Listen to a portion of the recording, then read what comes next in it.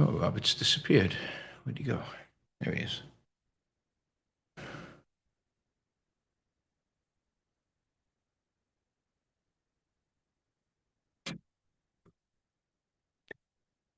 The radical fundamental principles of freedom, rational self-interest, and individual rights. This is the Yaron Brook Show. All right, everybody. Welcome to Yaron Brook Show on this Saturday afternoon.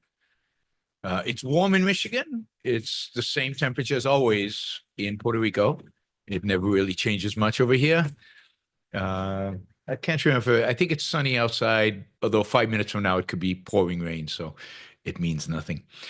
All right. Welcome to the AMA. We are going to, as usual, go through our panel and then take any super chat questions there might also be.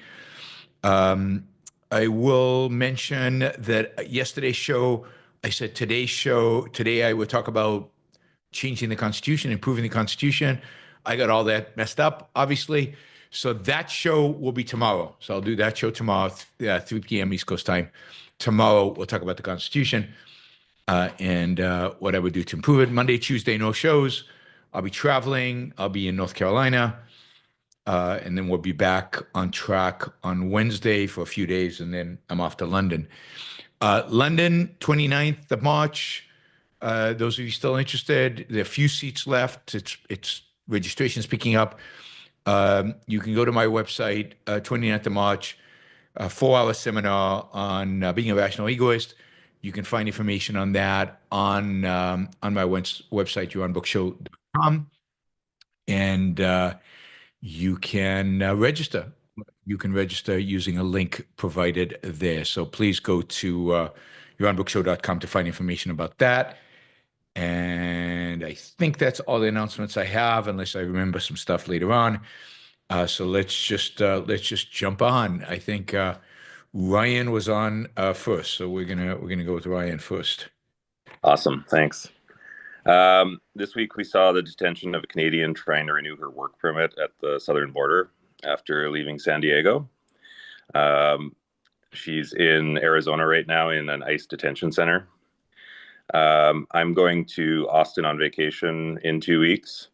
And since you've been to Russia, Yaron, I was wondering if you had any advice on, if I'm going to travel to a hostile nation, what should I watch out for? Don't insult Trump while you're here. Be careful, particularly if you're going to Texas. Don't insult Trump. Otherwise, they might not let you out. I don't know. That is pretty scary that somebody who's leaving the country in order to renew the visa and then they come back, which happened to me, is being detained is pretty spooky, horrible. I think I told the story of my wife being stuck in Paris because they wouldn't let her back in because even though I'd gotten an extension on my green card or something like that, I needed to be outside of the country to get it stamped into the passport before she could get it stamped into her passport. And I landed up going to, after checking all the different places, it landed up going to Calgary in order to get it stamped, flying back home, FedExing her my passport so that she could come home. So immigration in the United States has always been nuts, and now it's nuts on steroids. It's downright evil. And make sure you've got all your T's crossed and I's dotted. That would be, if you need a visa, get a visa. I know Canadians don't need visas, but Europeans, many Europeans do. Many other places do. Make sure you've got the visa. Make sure you don't stay beyond what the visa allows you to stay. That is really, really crucial. They're going to get really tough on that. And if the fact that you're Canadian allows you to come in for a certain number of days, don't stay longer than the days allowed. So, although I would love to work in the United States, I will not talk about working in the United States while I'm there. So. Yeah, do not suggest anything regarding employment, income, and again, don't insult the commander in chief. You got to be careful. Thanks. That was my lesson from Russia, right? Don't insult Putin. Somehow I got away with it. I don't know that I would get away with it today. I think those were slightly more better times, but they're getting worse. Thanks, Ryan. Um, Steve. Uh, I have a question about tariffs. So I feel like if tariffs and I guess I want to separate tariffs and trade wars. Those seem like different things, at least in degree.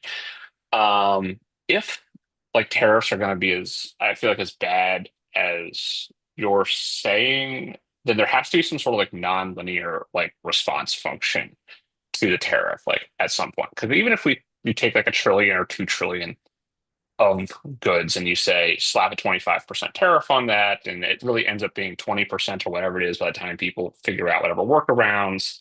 Okay, to the overall economy, that's like it's like bad, but it's like incrementally bad rather than I feel like a disaster. Yep. So, like, how do we think about the severity of them, and is there a nonlinear response to them at some point? Yeah, it's very difficult to figure out what the severity is because partially because you don't know if it's going to turn into a trade war or not. So the 25 tariffs turn into 100% tariff or not 200% tariff on French wine. So you don't know what the sequence exactly is going to be. And then, of course, how does China respond? And do they respond also so your export is going to be hurt, not just your import. Now, if it's just you, like the United States raises tariff by 25%, nobody else responds, nothing else happens. Then that's more controllable. Then you know how much imports there is. Those imports will be reduced by a certain amount. Costs will go up. The thing that's hard to calculate is costs of American produced goods will also go up in that same sector, including substitute goods. So those will also go up. What impact does that have on employment? What impact does that have downstream on the economy, on other things, on investments, and on other stuff? Hard to tell. But yeah, I agree. If it was just 25%, you increase tariff by 25%, and nothing else happened. It's a hit to the economy. Prices go up, employment goes down, but it's not a great depression. It's not even a great recession. It's just a shaving off, I don't know, half a percentage point on GDP growth or a percentage point on GDP growth. I haven't done the math, so I don't know what it would be. It could be significant, but not. It's once you start taking into account the trade war aspect of it, the retaliation and the upping the ante, that's when it's hard to tell where it ends and how big it becomes.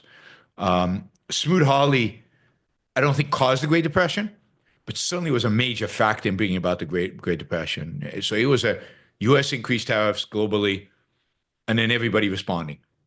And that just taking a weak economy already that was already in a recession, and now you're hurting exports, you're hurting manufacturing in the United States, you're raising certain prices, and that just was the straw that broke the camel's back. Hard to tell, what happens here, and how bad it gets, and how everybody responds. I mean, partially it's how businesses respond. So businesses respond by saying, "No, this is crazy. This is insane. We don't know where this is going to end. We're not investing anymore. We're not going to. We were going to grow employment. We were going to build another factory. We're not going to do all of that." Then that in and of itself is already a deflator on whatever growth is going to happen. But yeah, the United States does not import enough that just the hit of the tariff itself on imports would tank the economy. It's all the secondary effects and the effects of the trade war that make it disastrous. Could make it disastrous. How should we think about is there a threshold, do you think? Like if we is there like some like set up like a frontier we cross? I don't know Or because it's very much so you say it's not linear, and I agree. But when does it become non-linear? When does it become it's somewhere around? It depends on the reciprocality. It depends on what other countries do, and And it depends on whether they raise tariffs on sectors that are going to really have an impact on the economy more broadly, or they just hurt a sector and it's not that big of a deal. So it really depends on the specifics of what's happening. So I don't think it's a rate, but I do think the more we get into a war situation, a more where everybody's reciprocating, the closer we are to that threshold where everything just goes to hell. I don't think we're anywhere close to that. But of course, the tariffs have gone into effect. We don't know exactly what's going to happen on April 2nd. We've got tariffs on automobiles maybe on April 2nd, which will hit Japan, South Korea, and the European Union. We've got tariffs on Canada and Mexico again, maybe, who knows, are going in April 2nd, and maybe on the EU 25% across the board. So we're still at the point where we just have no clue what is going to happen. And then how is everybody going to respond? Some people, I talked about in the show, some countries are responding by just jacking up tariffs against us. Some, like Australia, are going, nah, we're not going to raise tariffs in the United States. It's just not worth our while. And so it depends on the balance of who raises and who doesn't. Just too many moving parts. And then, of course, how it filters into the economy. This is why macroeconomic prediction is almost impossible, because how it filters through the economy, and it's not just what it does to people's actually spending and investment, but it also does, what does it do to people's optimism, pessimism? What does it do to their attitude towards the future? And that's psychology, but psychology has a huge impact on investment decisions, on consumption decisions, and just so something small can spiral into something much bigger if people lose confidence in the system and they think everything's going to hell. It's sometimes a self-fulfilling prophecy. Good question. All right, Robert.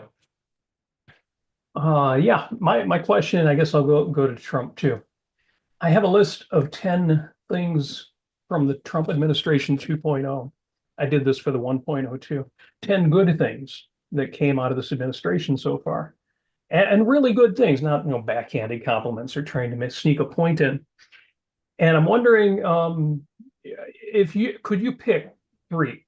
Just offhand, can you think of three? One of them's easy because of Alex Epstein, but can you think of three good things that have come out of the administration? Sure. Executive order dismantling DEI and affirmative action. Huge. I mean, it's not a little good thing. This is a huge good thing. And it's changed the entire conversation about DEI and affirmative action. That is, it's not, I don't think it's temporary. I think anybody wanting to reinstate this, it's going to be difficult for them to do because of the public's attitude towards these things. So that, I think, is huge, the DEI. I think the second is everything Alex talked about, the EPA, the energy and the deregulation that is going on there. I think three, and this is not as big as the first two, is certainly the pointing out that the United States government hands out checks to all kinds of weird, ridiculous, stupid things. It's not major, it's not gazillions of dollars, but it's billions. It's a lot of money that's coming out of my pocket and your pocket to really ridiculous things and ridiculous things going even beyond the culture wars. So yes, everybody highlights the trans mice or whatever, which is not even true. That was made up. But everybody highlights the kind of anti-left kind of stuff that the pro-left stuff that the government supports. But there's just a lot of stuff that the government supports that is bad. And then he just signed an executive order this morning dismantling an executive order actually says to the extent permissible by law. so he's now taking into account Congress, right? So they can't get rid of stuff. Like seven agencies. And I go through the 7 agencies and go, yep. They all should be gone. I mean, to the extent he can make them go away or shrink them significantly, yeah, that's a little bit more freedom for the American people and a little bit less crazy government spending while doing it. So yeah, I mean, I think if I spend a little time, I could come up with 10. Good. Yeah, I was just looking for ones that weren't in my list, and I think that last one, I'll take a look at that recent Just action. happened today. Literally today. Yeah, if Every I could day. say real quick, Yeah. because I might have to take off early, but I just wanted to say regarding trade and tariffs, at 25%, I think one thing people miss is it's not like every business affected is going to get hit 25%. Some businesses will hardly be impacted. And that means some other businesses, ones that operate, on a shoestring profit margin, are going to be completely wiped out. I really think we need to look at this from an individualist perspective. He's not having a 25% or a 2% impact on the economy. He's getting some people little impact and some people are just completely being destroyed. Yeah, and that happens every time you raise a tax, right? Any tax that you raise disproportionately affects people, and it disproportionately affects businesses, and it disproportionately affects and absolutely this tariff, particularly the one in Canada and Mexico, given at the border how many people actually engaged in those trade, is going to affect disproportionately small businesses that do business with these markets and others. The auto industry survives because they have enough capital that they can jiggle things around, and they'll probably get an exemption anyway. They've got enough power in Washington. It's usually small to medium-sized businesses that get hammered by this because they can't lobby, they can't get an exemption, and nobody cares, right? Nobody cares because they're in some place on the border or some town somewhere, and very few people notice or care. Yeah, and they look at the aggregate numbers and forget the individual. Yep. Yep. The thing is that Yeah. this will hammer aggregate numbers as well. So, All right, thank you. yes, but absolutely, it's always about the aggregate numbers are always a reflection of a bunch of individuals that it's happening to, which is very, very unpleasant for them. Okay, thanks, Robert. Umlan. Hi, can you hear me, Yaron? Yep, I can. Okay.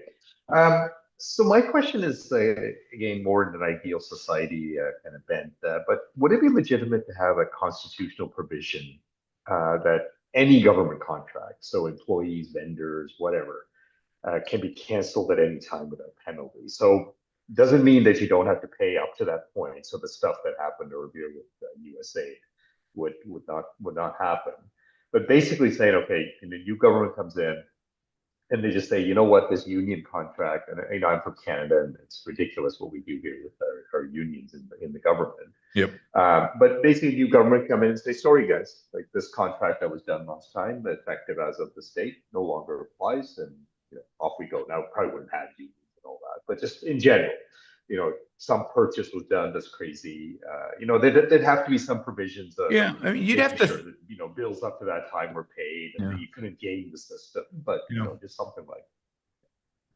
You'd have to think about what are the incentive structures and what kind of perverse incentives does this create in terms of how people will lobby to have contracts structured. They'll make the contracts much more heavily weighted in the short run than the long run. They want to get paid a lot of stuff up front. So I don't know. I mean, I think my view is this: in a proper government, you would need that because the government wouldn't be doing these things. And by the way, I do think that there would be absolutely no government employee unions. I think that would be banned. Now, remember, the government would be very small and would have very few functions, so there wouldn't be an opportunity for that anyway. But it just doesn't seem. I think it's completely perverse that the state employees have unions, particularly and particularly that they have pension plans that politicians can bribe them with. That's another thing, right? Okay, yeah, they'll probably cancel your contract the next administration. Let me compensate you by bumping up your union, your retirement, and can that be reversed? So in the world in which we live, I just think that would create as many perversions and distortions as we already have. I don't think there's a quick fix. The quick fix is shrink government. That is, shrink it's what it actually does. Shrinks is. I don't think there's any. I don't think there's any way around it. It's the same as, somebody said. I saw a comment on yesterday's video.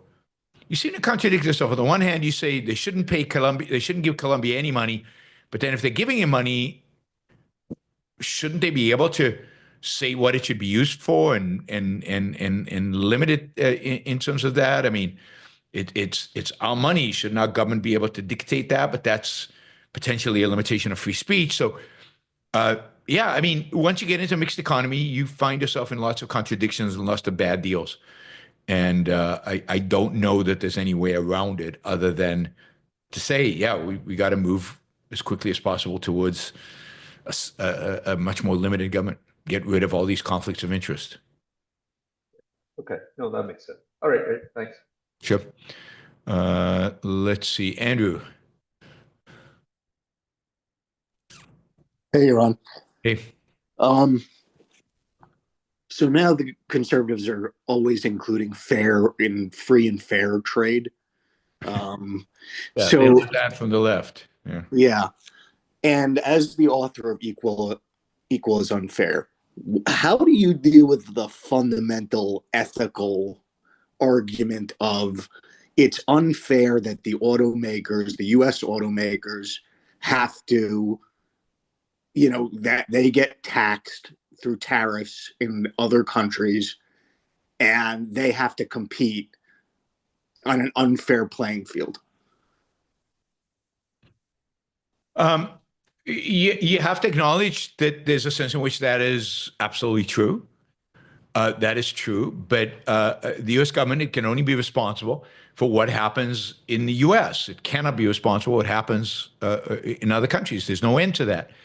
And the best solution to that is to create as many advantages, in a sense, create advantages for the auto companies in the U.S. And the quickest and easiest way to do that is to eliminate the regulatory burden and all the constraints that they face in the U.S. Now, maybe that won't level the playing field because the Chinese companies will still get government subsidies, but it will go. Right now, we handicap our businesses, so let's at least get rid of the handicap in order to do that, and then American businesses are going to have to adapt to whatever's going on internationally, and if ultimately they go out of business. So be it. There's nothing the U.S. government can do to prevent or to guarantee sales outside the United States. And there's nothing it can do to guarantee that other governments behave the way we think they should behave. And this is particularly true in a world in which we don't behave really well. I mean, our government subsidizes all kinds of things. So we can point out that some countries do it more, but they might do it more in one sector and we do it more in another sector. I remember once I was on Neil Cavuto's show on Fox Business, and the issue came up about the Chinese manipulating the exchange rate. They're manipulating their currency, and I said that's really funny, coming from Americans who have a Federal Reserve who is constantly manipulating the value of our currency. They're constantly raising interest rates or lowering interest rates, printing more money, not printing more money, which all has an effect on the level of the currency. We manipulate the currency as much as anybody else does. But we only get offended when the other guy does it. So the best solution for American businesses is to establish a free market in America. And if you can survive in a free market in America, then great. And if you can't, you can't. Then go and do something else. Yeah. Do you think fairness is there's something floating about that in this context to apply it that way?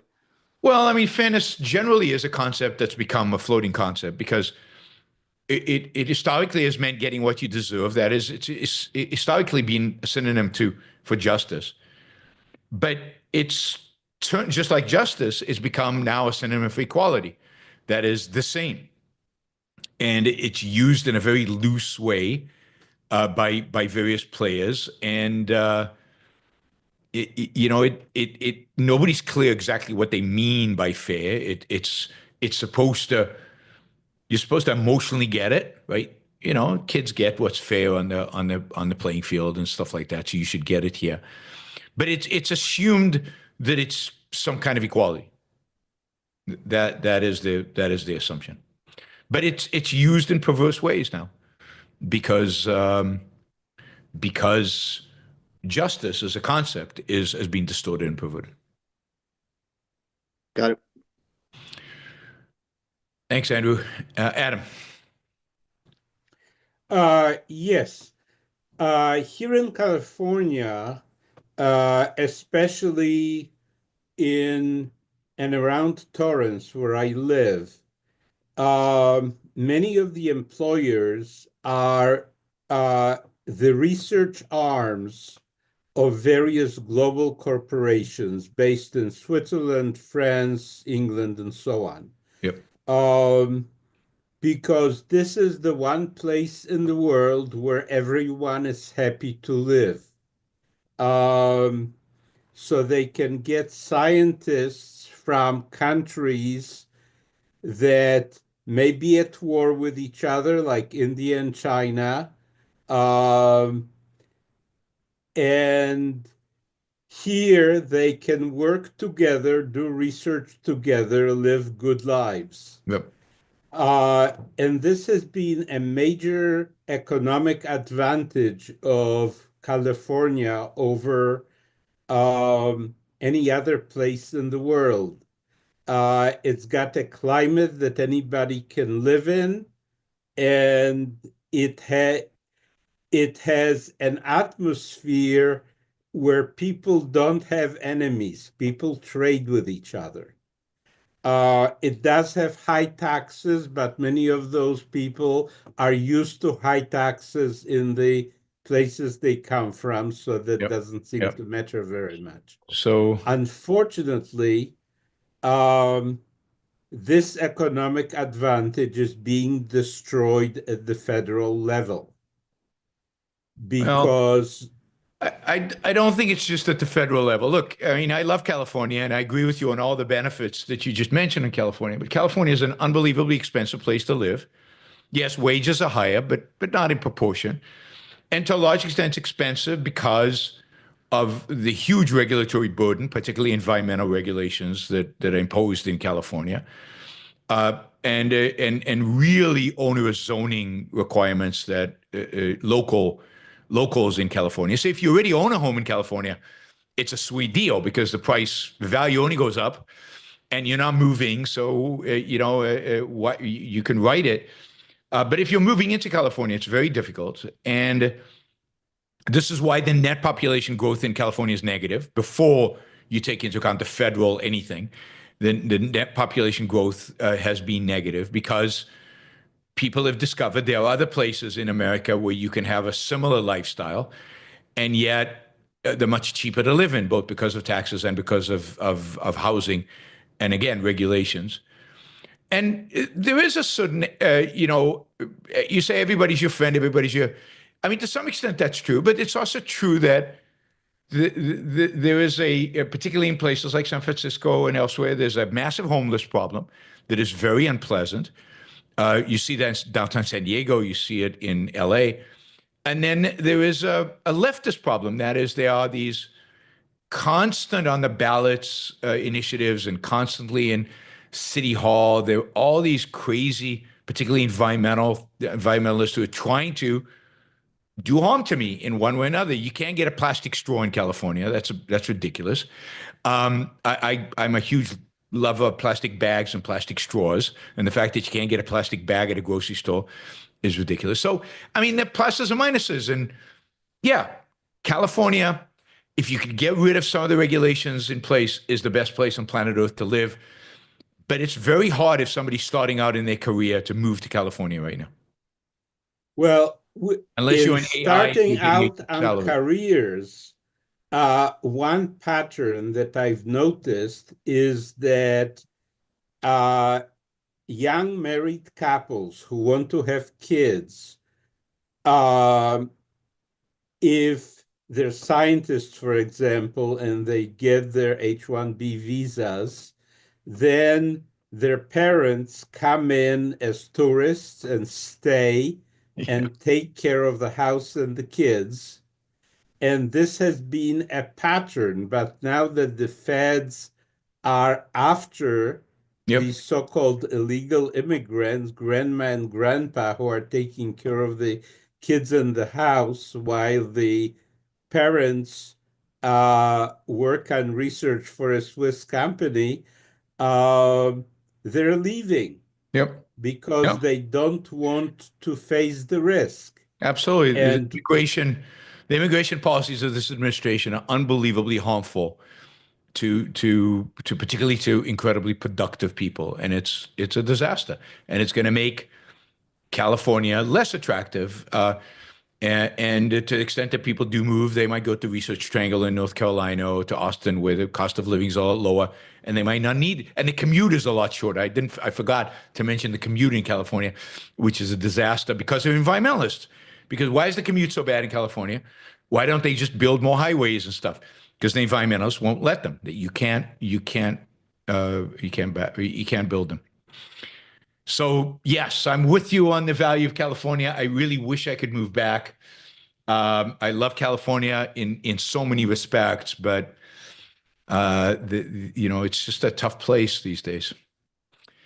And one thing that I've noticed is that there is a workforce shortage as a Yep. result of what Trump is doing. And that means that the research hospitals that I depend on because I prefer to be treated by research doctors who are up to date and I can read their papers and find out how well they think about their fields. So that's a big advantage. Yep. But they depend on having technicians and nurses. Yep. But And those people are moving away, and the absolutely. doctors now have less time. Yep. But again, Adam, as much as I love blaming Trump, and believe me, I agree with you, Trump's at fault for a lot of things, and he's making this worse. This is a problem that's been in California for a while now, partially because technicians and nurses don't make that much money, and they have a hard time living in California. And we've always had immigration restrictions on bringing in, for example, nurses from the Philippines. Like, I mean, there are nurses all over the world who would love to come to the United States to come and work if we had a rational visa program and allowed them to come. And we have a massive shortage in the United States of nurses and medical technicians. And we're just not training them. We can't train them fast enough.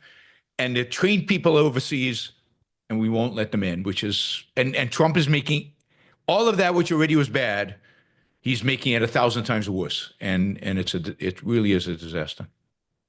All right. Thanks, Adam. Let's see, Jacob.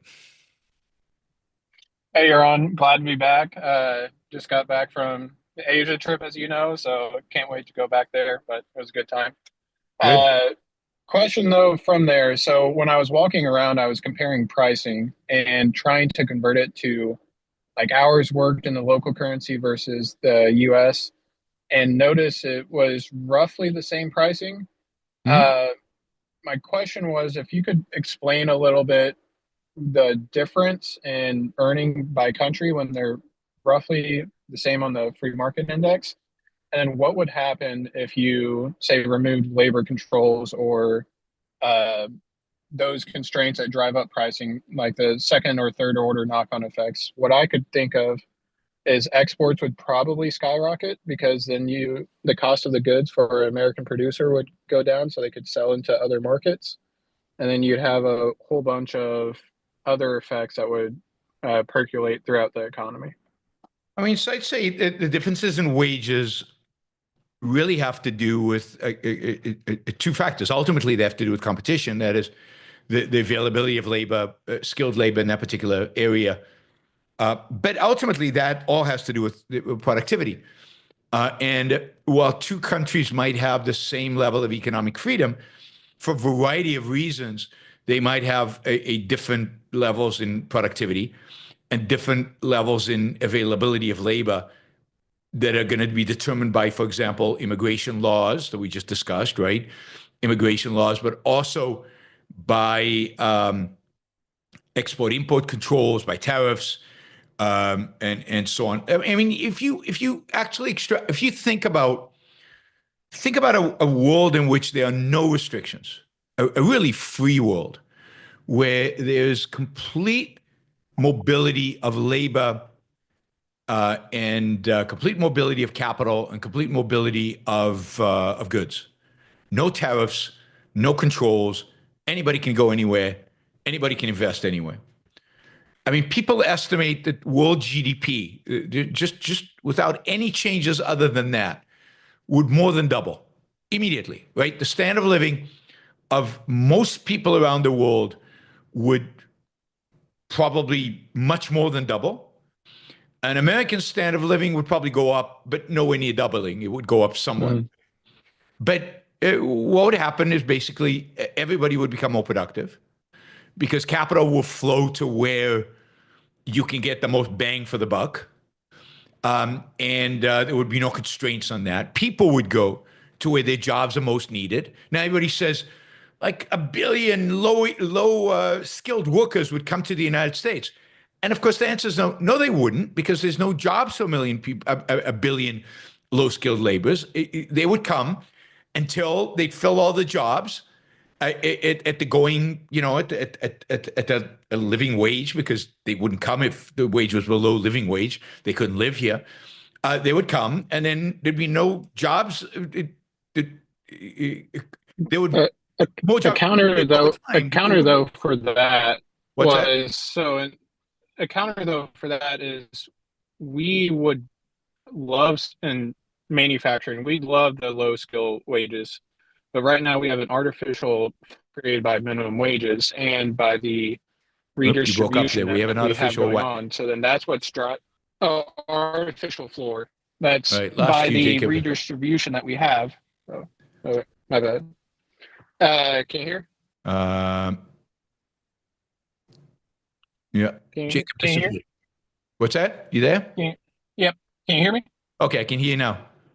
Okay. So, yeah. So we have an artificial floor by the wealth redistribution that we have. So that's driving a lot of our automation programs is how do we eliminate the low wages that we have, where if you had or another, maybe Africa, wouldn't drive that automation programs as fast as you are because of the wage differential. So if a project costs $1 million, the payout for that versus the payout if you had it in Africa or Asia is completely different. Yep.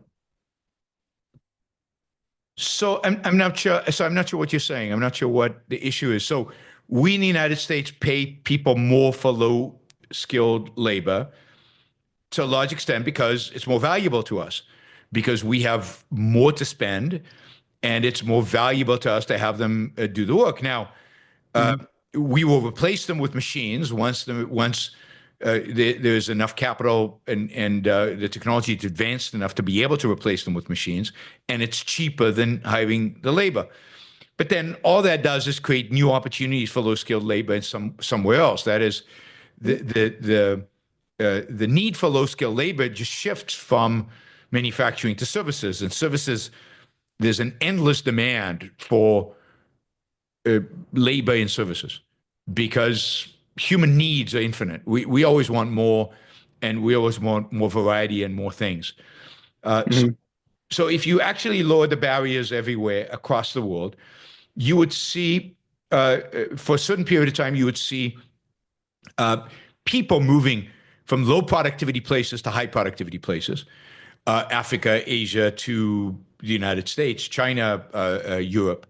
And then, but you would also see at the same time capital flowing from high productivity places to low productivity places, because the opportunity there for returns would be very, very high. So you would have capital flowing to Africa and to parts of Asia that's still poor, where they could hire cheap labor and they could install machines very, very quickly and cheaply and easily. And until those economies start rising in the level of productivity.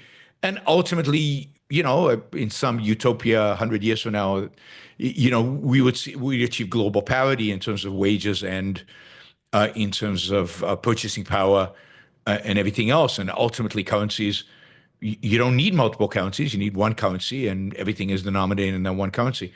So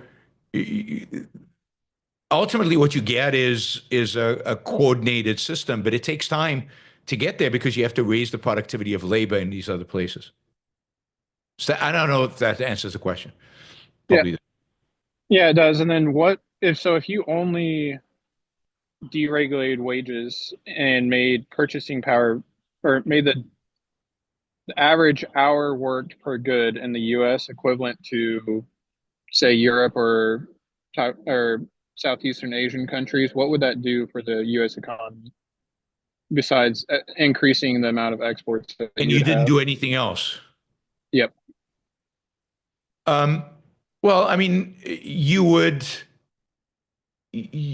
basically workers in the United States uh, would become so. First of all, yes, it would become cheaper to export. So all else held constant, I have to think about what impact all that would have on the currency. And but fundamentally, American workers would become better compensated because you take away all of these restrictions and benefits and all the artificial stuff that the government creates. And so there would be more consumption in the U.S. and things would be cheaper to produce in the U.S. So in a sense, they would be more productive, and as a consequence, there would be more opportunities to export. But it would also impact the internally because people would have more money, people would become wealthier, people then consume more in the U.S., which would increase demand for stuff in the U.S. Yep, that's where I saw for my trip is Okay. the artificial high wages that we have really impact consumption and production Well, I that I don't. never saw before. Yeah, but I think artificially high wages are actually low. That is, if you got rid of all the regulations on wages, wages wouldn't go down. They would ultimately go up. They might go down in the short run, but ultimately they would go up in real terms, because right now we give our employees stuff they don't want in terms of benefits. What most of them would rather have is actually wages rather than benefits. They can go buy the benefits themselves. And we restrict how productive they can be because of all the regulations. So wages would ultimately go up in the United States, not down. Yep. Thank you. All right, Alejandro. Hello. Hey. Can you hear me? Yeah, how was Austin? It was good. I had a good time. So Excellent. thanks for telling me to apply for Good, the good. trip. I guess I'm keeping on the trade talk today, Okay. and maybe I'm a little confused about how current deficit account deficits and the trade deficits work. But I'm wondering if the argument is that when I send my money to another country, they have an incentive, they use that money to spend in my country. How does that work if you have like a common currency? So for example, in the Eurozone, if you're in France and you send money to like Hungary, does Hungary have that same incentive to return the money to France because you can use that same currency in Hungary? Or Yeah, so if you have if you have a common currency, that doesn't work. So and you can't, if the currency is common, you can't actually. So I'm trying to think how. So exports and imports are all denominated in the same currency. Um, the currency will just flow to where production happens. So does France have a budget deficit with Hungary? Um, so France exports more to Hungary. Let's position ourselves as Hungary. Hungary, by the way, does not use the euro, so Hungary is not a good example. Um, let's use who uses the euro? Italy. Let's say Germany and Italy. Let's say Italy imports from Germany more than it exports to Germany. Then and there's a common currency, the euro, between Italy and Germany. So so I'm buying stuff. I'm buying stuff from Germany. So I'm sending euros to Germany, and are those euros then going to flow back to Italy in the form of investments. I think the balancing there happens through interest rates. If you have a common currency, I think interest rates would vary. So Italy is Italy needs to. I have to think this through. It's a good question. I have to think how it works because it's clear how it works if you have different currencies. I'm not. It should be obvious how it works with a common currency, but I need to think it through. So let me get back to you. Sounds good. But it doesn't seem like it balances out in the same, it doesn't use the same mechanism because it doesn't have the mechanism um, of oh yeah, okay. So if I'm buying stuff from Germany, um, then there's less money in Italy, right? So there's a, let's say now, so I'm buying stuff, here we go. I'm buying stuff in Germany. So I'm sending my euros to Germany and getting stuff in its place. What that leads to is there fewer euros in Italy, to the extent that we can talk about the Italian economy is separate, right? So the fewer euros in Italy. Because the fewer euros in Italy, what's going to happen to interest rates? Right? There's still a demand for money. I need money in order to continue buying stuff from Germany. So interest rates in Italy go up, right? Because I need to continue getting money in order. So the demand for money is still going to be high because I need to keep getting money in order to fund my purchases from Germany. So interest rates in Italy go up, encouraging Germans or other Europeans to invest in Italy, and therefore the money flows, in a sense, back to Italy. Not the same euros, but euros flow to Italy as a response to the interest rates going up. So in a sense, it still all balances out. It just balances out through a different mechanism. Okay. Because I was wondering maybe that's an argument against having a common currency, but I guess that's not the case. No. I mean, the ideal situation is if you have a common currency, a global common currency, which we had before World War II, which is basically gold. And if you think about how that works, then gold flows respond both to trade and to interest rates, and exchange rates become irrelevant because exchange rates are fixed because of the value of gold is fixed. So the flow of money, if you will, and trade is determined by ultimately changes in interest rate. Sounds good. Thanks for the explanation. Sure. Okay, let's turn to our super chat. John says $500. Thank you, John. I'm surprised John still is giving me money to review stuff, given how pathetically lame I've been in reviewing all the stuff that everybody's already funded me to do. One day I'll catch up. Please review the 2024 biopic Better Man. I watched it on Paramount Plus. God, I don't know if I can get Paramount Plus. I might have to do it like outside of Puerto Rico. It follows the life of UK phenom Robbie Williams. Robbie narrates, but it doesn't pull punches. He's portrayed as a CGI monkey, and I think it reflects his soul perfectly, showcasing how second-handedness leads to a low self-image and living a life that's less than human. Sounds pretty depressing, John. Are you sure you want me to watch this? I don't know. Thank you. Thanks for the support. And yes, it's on my list now. I will check it out. I'll figure out how to get a hold of it, given that I think Paramount Plus is not available in Puerto Rico. James, on an optimistic note, I think if an election were held today, Trump would lose in a landslide. Yeah, but it's not held today. And we've still got almost 4 years of this to keep going.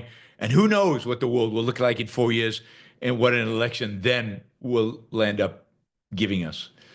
On Meerkat, King Achashverosh God, King Ahasuerus from Purim. Ahasuerus was not a king. From Purim's story, really reminds me of Donald Trump. The way he treats Vashti. Wasn't Ahasuerus his advisor? God, I can't remember my stories anymore. The way he treats Vashti, how he ends up with Esther, how he loves Haman. Oh, Haman is the other guy. Okay, you're right. It is King Ahasuerus. One day and hangs him the next. It's Donald Trump. Yeah, I mean, the reality is that every authoritarian thug is Donald Trump. They all behave the same way.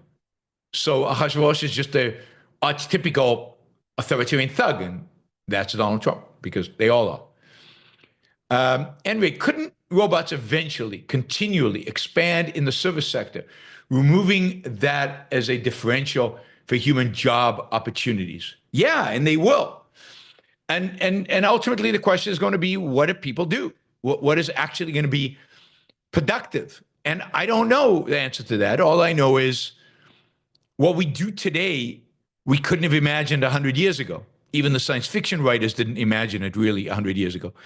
And what we do in 100 years from now is probably really, really hard to imagine us doing today. I also think, and I've said this on the past shows, although I've got no pushback on it, is I think that the future is not a future in which there are humans and there are robots and there are distinct entities. I really do think that in the future, we have chips in our brains and we are functioning a little bit like robots, and we are tinkering with our DNA, and we are better, and we are going to the stars and using robots and building spaceships and doing things and just expanding the horizons of what is possible for human being to do. But so it's. I think the opportunities and the possibilities are infinite, really infinite, and in that sense, I don't know. I have no idea what it's going to look like 100 years from now. All I know is there's no limit to human needs and humans' desires and what we want, and just because we can't imagine it doesn't mean it won't be there. I mean. It could be that we pay people to be our companions, just in terms of have a conversation, because we're starved for that, because we're dealing with robots all the time. But if human beings and robots become one in some way, then who knows? Who knows what's possible at that point?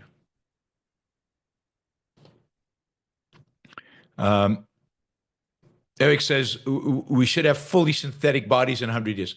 I just don't know. I have no idea. I do know that, if we're free, the possibilities are amazing and endless. All right, Mark. Thank you, Mark. $100 or 140 Canadian. Sorry if you've discussed already, but regarding Trump pro-Hamas student deportation attempts, what's the proper policy? Should they have to be convicted of a crime to be kicked out?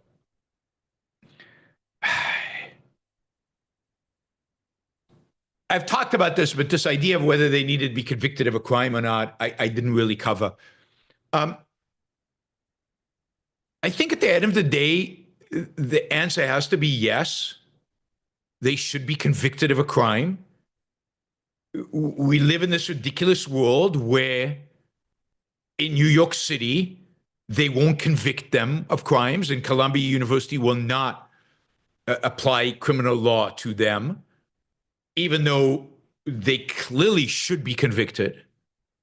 So this is a good example of somebody who should clearly be kicked out of this country, clearly has violated the law. We've seen it on television. We've seen him violate the law.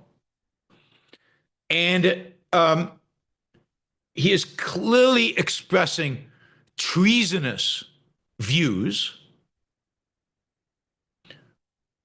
And because he's not now, if he was a full citizen, you couldn't do anything to him other than trying for the crimes he'd done and trying for treason. But nobody's going to be tried for treason these days. particularly given that the United States hasn't declared war on its enemy. And we don't have an objective application of the law because Colombia just chooses just not to enforce the law. And I guess the district, what do you call it? District attorney in New York is a crazy lefty who is not applying the law either to the Columbia students. So, what do? You just say, well, what can I do? I just have to keep this treasonous person in the United States. I'm not sure that you cannot objectively use immigration law in order to kicking him out, given that nature. Now he needs his day in court, and he's getting it. Like a judge has stopped it, and they need a process by which there should be some level, maybe not the same as in a criminal court, but some level of evidence and proof that this guy did really commit crimes and has said the things he said and has acted in the way he's acted. So it's not just hearsay or just random stuff. There has to be some process by which the government proves that he's done all these things. He's not a full citizen of the United States. Otherwise, you couldn't do anything to him without going through, the local attorney general. But he is an immigrant, so you could use immigration law. Now he's a green card holder. So what is a green card holder? This is part of the insanity of the American immigration system. Is he an immigrant still? Is he more of a U.S. citizen? Is somewhere in between? Is everybody who's got a green card guaranteed citizenship? Should they be? They just take the stupid test, which is a ridiculous test that is meaningless, and swear an oath, and then they automatically become. Then why do they wait 5 years? Why can't you, as soon as you apply for a green card, also apply for citizenship? There's something about being a green card holder is you're still on probation in terms of becoming a citizen. And I think you can say, this guy's failed his probation. Right? The challenge is, of course, that none of this is objective as in the law today, but none of the way the laws are implemented today is objective, and the whole immigration system is non-objective. So do we tolerate this bastard because we're so behind on our immigration laws, and my inclination is to say no, but I grant you that this is a very gray area. It's a very gray area, and people need to really think through the consequences. And it cannot be based on speech alone. That's clear. And look, again, if he was a U.S. citizen, you couldn't kick him out, but he's not. Yaron, do you think the law that they're fundamentally breaking is trespassing? Well, it's much more than trespassing. It's trespassing, but it's also they're threatening people, right? So they're clearly threats against Jewish students at Columbia. They're intimidating. They are, they've caused property damage. So it's not just trespassing, but they've also destroyed property. So there's a whole array of things that they have done, and all of those they should be prosecuted for. And it's ridiculous that they haven't, and does that mean, therefore, that they get a pass from the immigration authorities? I don't think so. I don't see why the immigration authorities should be constrained by the fact that New York City and Columbia have chosen not to prosecute a bunch of criminals. Immigration is a different standard. And now I don't know enough about immigration law to tell you what the actual status of somebody who's got a green card is. I'm just telling you what my views are in terms of what it should be. If you hold a green card and you express contempt for the United States of America, then you cannot take the oath, right? There's an oath you take when you become a citizen. I swear allegiance to whatever. You can't take that oath. You're lying when you're taking that oath. And therefore, you can't become a citizen. kick him out, right? If you clearly express loathing of this country, it's not an issue of free speech. It's an issue of, to become a citizen, you have to take an oath.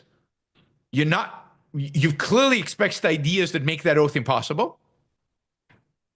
Out you go. You can't become a citizen. Now, if somebody can't become a citizen, they be deported, or just, in my ideal scenario, if this guy can find a job, would he stay here in a completely free America?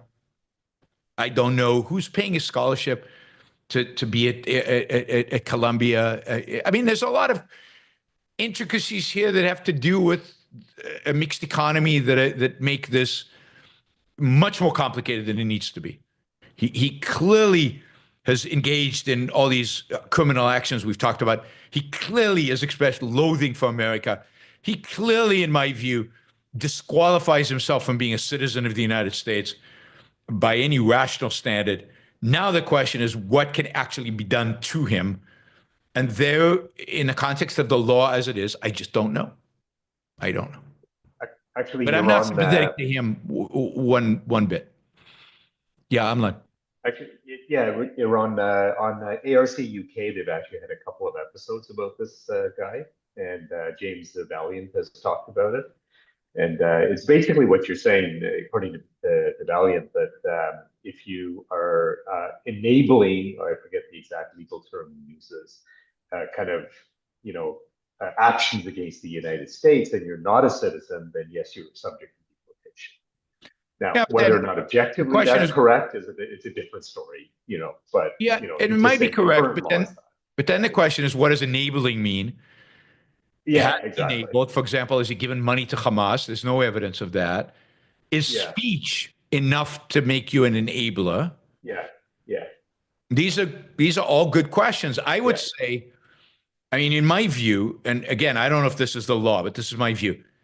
If you have expressed contempt for the American system of government and for America, the country in which you're going to swear an oath to protect its Constitution as part of your swearing in and becoming a citizen, you can't become a citizen because you can't make that oath. Yeah. Now, like you answered to my question, I mean, in a proper society, this wouldn't be an issue. No. People would have total, support for the government. I mean, right now we have a significant number of citizens that don't support, our countries and their freedoms. Yep. So, it's a tough argument. Yeah, and look, Hamas is a terrorist organization that the United States has declared a terrorist organization. It's killed Americans, responsible for death. Why is supporting Hamas, even verbally, it would be like supporting the Nazis during World War II. But again, if we had a proper foreign policy, if we'd eradicated Hamas a long time ago, none of this would be an issue. and this is the thing. Life is so much simpler once you embrace the proper ideas. I mean, you've got Trump's envoy out there saying that Hamas are good people, right? Yeah. Like the guy that got fired, but still, did he get deported? Does he go to jail? Sorry, you're right. It's also not just a matter of speech. I mean, they are committing violations of physical force, and it doesn't matter just that they're protesting. I mean, protesting. I agree with that, but they haven't been prosecuted on that. But my point is more radical, I guess. I'm saying in a proper society, speech would be enough. That is, you express contempt for the country you're going to swear allegiance to. You don't get to swear because your swearing is a lie. So don't express that contempt. And by the way, I've said this before. This is not objectivism. This is Yaron being radical, being Yaron. Anyway, this should apply to American citizens too, in the sense that citizenship should not be automatic. I don't think. I don't think everybody born in America should be a citizen. I think you have to come of age and you have to be willing to swear an oath to preserve the Constitution. And you have to pass a test showing you understand the Constitution. And you have to have a history where you haven't expressed loathing for the document you're swearing to protect. And now today we have government officials who swear oaths to the Constitution, who've never read it, doesn't know what it means, have no conception of it, and are actually actively dedicated to undoing it. So today, the whole thing is meaningless. But in a rational society, citizenship should be an achievement. It shouldn't be automatic. And speech matters. That is, if you express ideas that are opposite. If you're a communist, you should not be a citizen of the United States of America. You can be a resident, can't put you in jail for being a communist, can't penalize you in any other way, but citizenship in terms of voting and in terms of other protections that are afforded to citizens, not to everybody else, I think should be limited to people who actually understand what it is that they are swearing to and what it is that they are expected to protect. Now, I don't know if other objectivist intellectuals would agree with any of that. So that's just me. All right, let's see. Where are we? Let's start with Ryan. Yeah, I'm going to try and be optimistic here, and you can shoot me down. So I was thinking about the topic of the rise of an authoritarian in the U.S., and there seems to be this need for like an existential threat to really launch an authoritarian into power. And the most recent example of a legitimate threat would have been COVID. But since then, like, it's pretty weak sauce, some of the things that politicians come up with, like immigrants, China, the threat of vaccines. What was the threat in 1933 in Berlin, in Germany?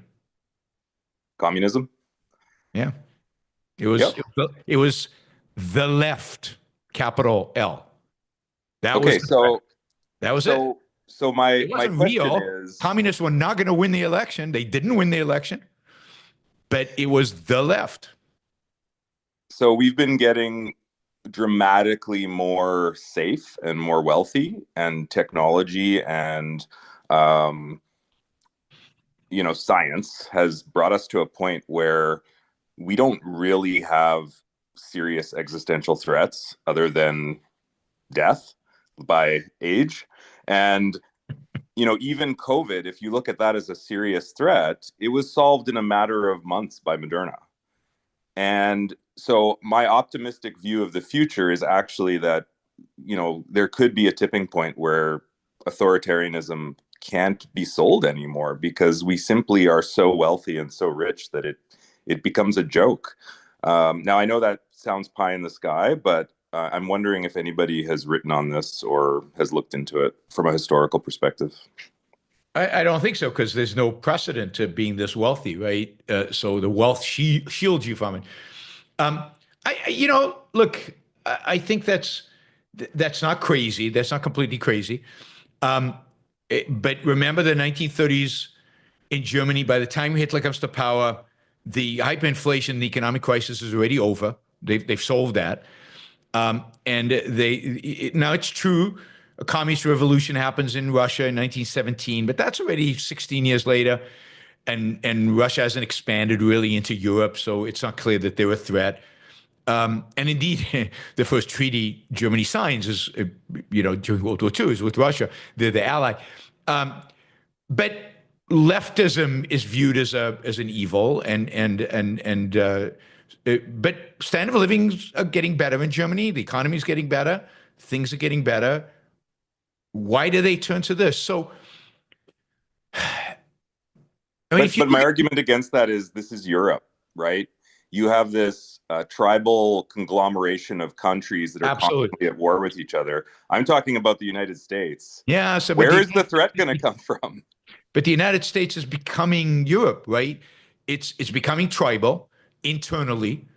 The left and the right are gaining these tribal identities that are clearly opposed to one another and view each other as existential threats. I mean, think about what Trump said. He said when he ran for president, he said, if Kamala wins, this country is over. It's finished. There is no country. Now, I'm not saying that's true. Of course, that's not true. But people bought it. But a majority of people can't believe that. I mean, not yet. But yeah. So my argument is that we will only get smarter. Like, there isn't this downward spiral of stupidity that's just going to sweep the nation. But I did the story yesterday about how we've gotten dumber since 2010. And we have gotten dumber since 2010. We've elected Trump twice. Clearly, that's an indication that we've gotten dumber since 2010.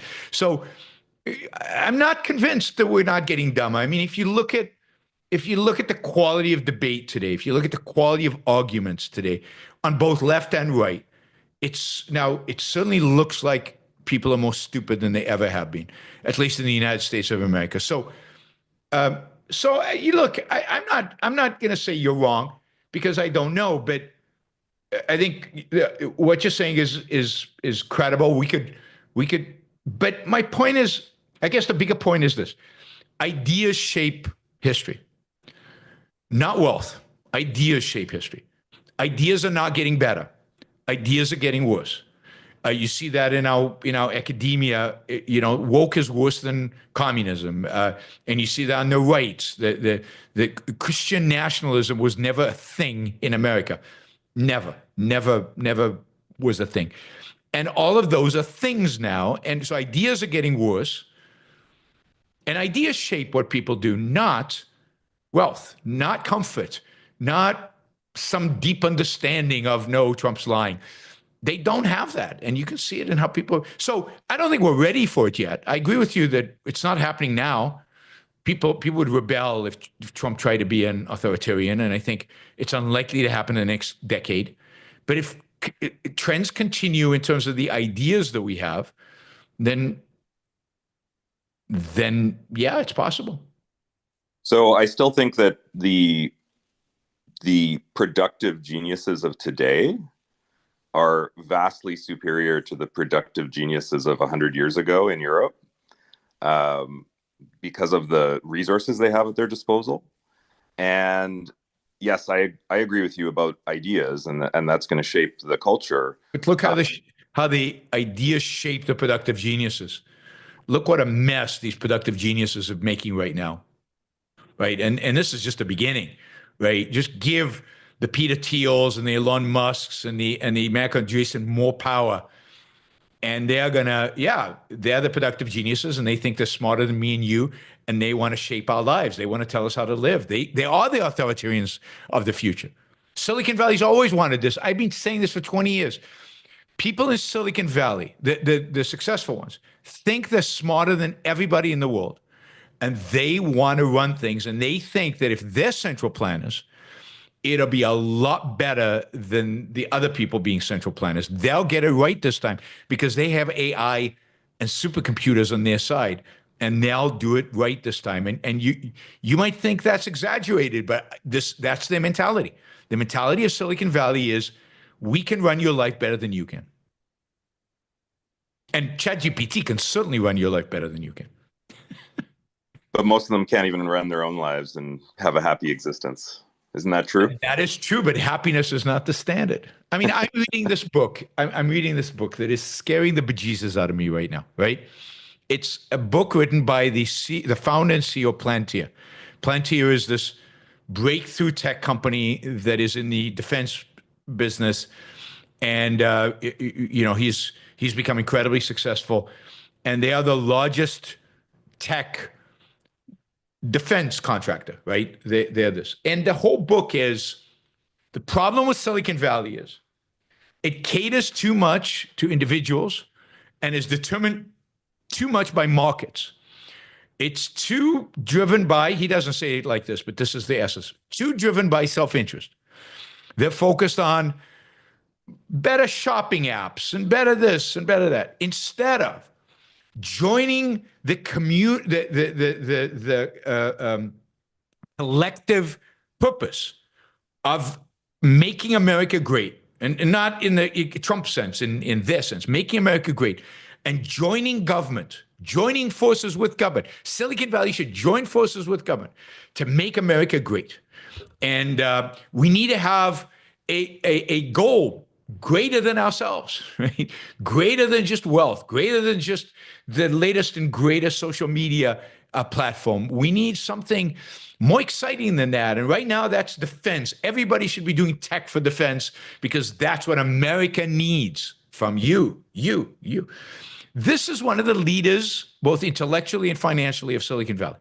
And this is the trend now in Silicon Valley, is to become more, quote, right wing, which is more collectivistic, nationalistic. Anyway, I hope you're right. But everything I see scares the bejesus out of me. I'm reading this book because I wanna get insight into what they're thinking. And he lays it out, and he's being serious. He just doesn't see, because he keeps saying, what we should striving towards is the common good. We need a purpose. That's and the government is there to give us a purpose greater than the individual selves. And he's saying this completely seriously, with no. And he is one of the most successful technologists in the world today. And So my hope is that your behavior. What's that? my hope is that we'll get to a point where people will see that as a pathetic point of view, and really sad that someone would take but that, that's the point where our ideas win out. And that's what's really, really, really hard so far, at least, has been, right? It's early. It's early. If our ideas win out, there will be no authoritarians. I'll grant you that. I'm just repeating your own words from like 3-4 years ago. So I know. I keep alternating between being a little bit more optimistic and much more pessimistic. okay, thanks. All right, Steve. I mean, I think it's in Silicon Valley, it's a lot worse than what you're saying. I mean, I've been working in engineering, for going on 20 years, and there's a real contempt for, especially in high-end engineering, for people like The common people. Yeah, like there's a kind of view like, hey, you're going to be pushed around by our algorithm, and to a certain extent, I think they're right, because we've been incredibly successful. A generation. We've made sure everyone sees the right ads and has the right things to add to their shopping cart. But there's I actually think the culture there is sicker than even you're describing. Yeah, I highly recommend this. I'll figure out what the name of the book is, but it's really interesting if you want to get some insight into. I think Palantir is potentially the most influential tech company on this broad thinking in tech today, because they've been so successful, and they led this. They're Peter Thiel company, not surprising, and they've led this shift to the right and towards more government contracts and defense and all this stuff, which partially is good. It's good that tech works with defense, but he's ideological. This guy's an intellectual. He's not just a tech guy, and it's worth listening to what he says. I think that's why I am.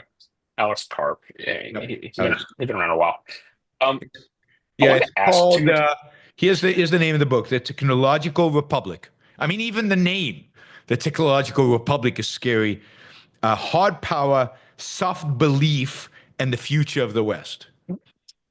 And it's by Alex Karp, CEO of Palantir. All right. Sorry, Steve. Go ahead. I wanted to ask you about. So we were talking the other day about the STEM college professors regretting their vote. And there's a sense in which I'm somewhat sympathetic to them. I'm like, oh yeah, guys are real collateral damage. And there's like another sense in which I'm really not. Because I don't know about these specific people, but a lot of people have stood around very idly. Both, I'd say, I'm like more familiar with like the corporate side of research. But I assume the same holds true on the more academic side, where people stood around for a long time and said, "Oh, well, that's over there. Like that's not going to affect me." As we kind of went down. What's the woke kind of craziness that Yep. And you saw it like in my field, which is machine learning, as we got all these AI ethicists. And for me, there's always been kind of like in the field of like these doomsayers, like even 10, 15 years ago, but there was only like 100 of them back then because you couldn't get paid. There was like no way to get paid. But all of a sudden, 2015, 2016, 2017 happens and you can get $500,000 a year from Google as an AI ethics researcher. So I thought it was mostly a way for like the humanities to try and collect a tech salary as well. And I can see on the corporate side, a lot of that is being flushed out now. You look at some of these teams are really starting to disappear.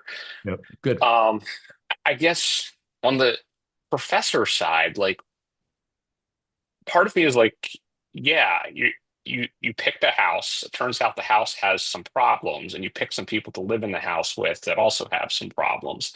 It's not that what the government's doing now is even arbitrary, and someone else couldn't come along and do something completely arbitrary in the future. But one of the things you talk about a lot is in order for these ideas to thrive, it's like the good has to be silent. And Yep. to what extent do you think that applies here?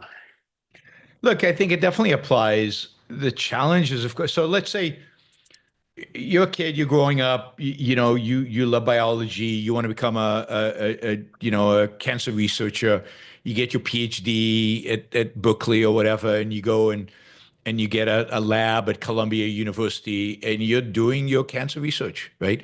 And it's the only place to do cancer research, right? Because of the way the world is structured today. If you're going to do deep, difficult, like mouse studies and all the stuff they have to do, you're going to do it in the lab until you have a breakthrough, and then a pharmaceutical company will come, and maybe then you can go into private sector. But the private sector is not doing this kind of work primarily because that's not. The government has crowded out capital, right? It's crowded them out.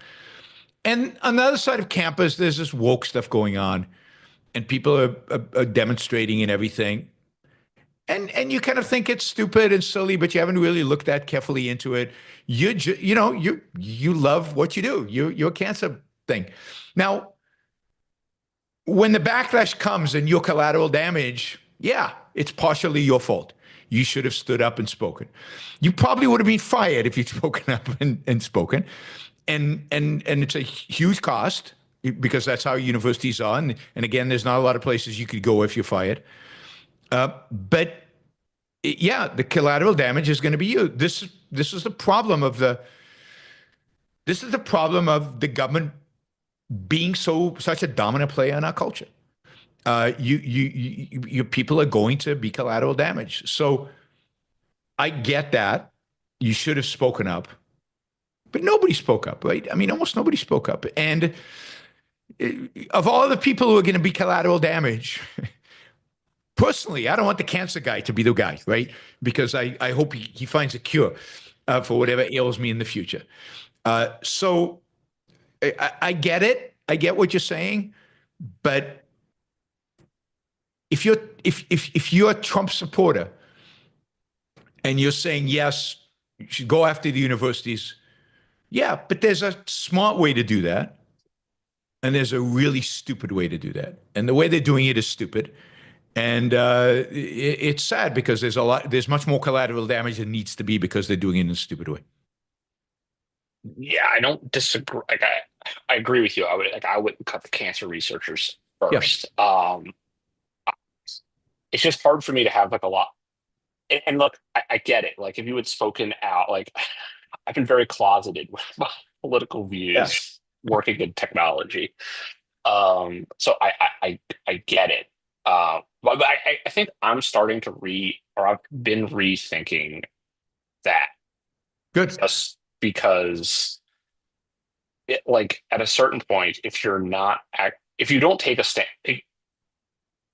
if you've been talking a bit about Weimar Germany, and yeah, like not no one, but virtually no one's done. And a lot of people kind of were like, well, what can I get from this? In fact, if you look at German business in that German businessman specifically, it's kind of like, oh, how can I,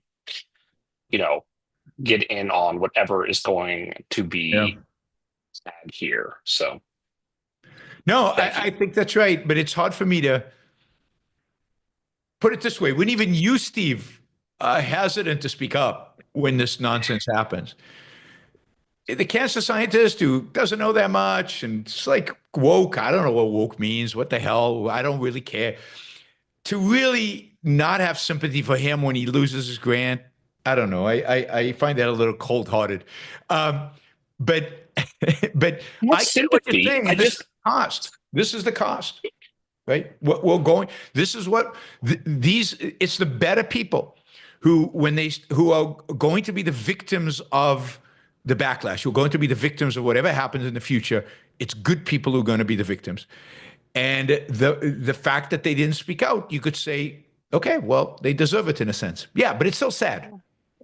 I agree with all that. I'm just saying, like in my scale, like Yeah, it's not I get like it. one side is Yeah. 100%. There's nobody out there who's 100%. It really isn't because, and it's hard to expect them to be 100% given the lack of ideas, the right ideas. It's very hard. And the mixed economy makes it very difficult to be 100%. You know, I remember John Allison ran this big bank, right, BB&T. And there were certain issues where he took a stand against the government and said, I'm not doing that, right? But on the other hand, he ran the bank with deposit insurance, heavily regulated. Most of what he did in the bank was constrained by what the government told him he could or couldn't do. And he wasn't going to say, I'm not going to listen to FDIC regulators. He'd be arrested. Right? But, you know, so the balance that you put on yourself in those situations is very difficult. I mean, John was one of the most courageous businessmen I know because he once in a while stood up. But he didn't stand up on everything. And he couldn't have. He couldn't have been a businessman if he'd stood up on everything. So it's some of the evil of the situation we're in is that it takes good people and puts them in impossible situations where you lose-lose, right? You create these lose-lose situations.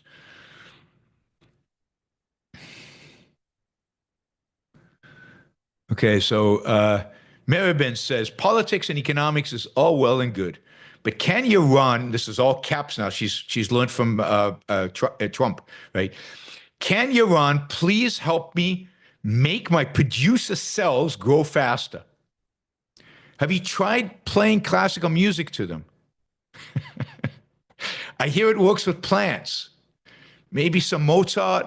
Vivaldi has this plant growing kind of vibe to him. Maybe that'll cause the cells to classical music. I've just changed science. All right, Robert. Oh, sorry about that. Yeah. Maribin says, at this point, I'll try anything. But every time Maribin says something in earnest, I wonder if it's a coded message to philosophy at work now. Yeah, that is true. That is true. She just Scary that Yaron is starting to get the joke. It's scary. Yep. Yeah. So the flip side of my 10 reasons to be happy about the Trump 2.0, and not even to be happy, but 10 good things. The good to see during the election, the one thing that stood out more than anything else, and everybody else is used to it, and it got to where nobody even talked about it, is President Trump. You see, even just saying President Trump, but President Trump, I was writing something and I needed to describe him in one sense. I said, well, he's a power-hungry, narcissistic, dishonest, crude, lecherous, adulterous, dictator-envious, free speech threatening, felonious, insurrectionist bully. Every one of those adjectives, I thought, has got to be there, because otherwise you don't get the whole picture. And I thought, how can people vote for that? And I saw two sides. There were the people who used to say they cared about character, not just the religious people, but the ones who said character matters. And then there's the cynics, boil the oceans, burn everything down crowd, the Andrew Tate fans. Yep. And